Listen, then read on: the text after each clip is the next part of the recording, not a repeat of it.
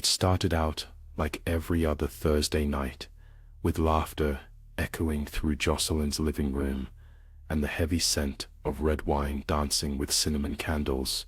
The women, 6 in total, filled the house with talk of bestsellers and bargains, leaving sticky fingerprints on the pages and crumbs across the coffee table.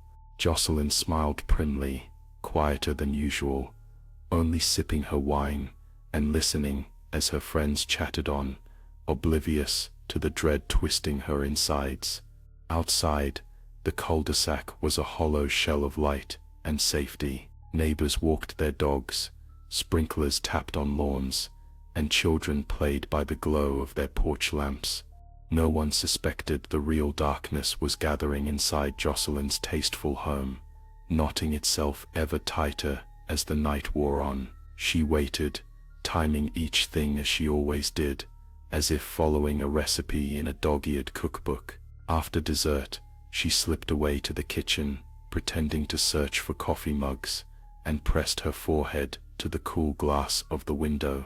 The shadow outside belonged to her, she remembered, her own reflection fractured by the darkness. She wished the story about the stalker watching her, one she'd whispered breathlessly to the group last month, was real. It had started as a way to spice up the evenings. Now it felt more like a prophecy. She carried the tray of coffee back just as the lights flickered. Someone made a joke about the killer in the dark, and Jocelyn smiled at the trembling in her own hands. She'd already ground the pills down to a fine, tasteless powder, just a pinch each into their cups. One by one they drank, laughing off the storm that never came, dismissing her tale of the tall, silent figure she'd seen on her porch as mere imagination. When they slumped over, some barely able to gasp out her name, she found the house impossibly quiet. Her heart pounded, wild and victorious, and terrified as the clock ticked to midnight.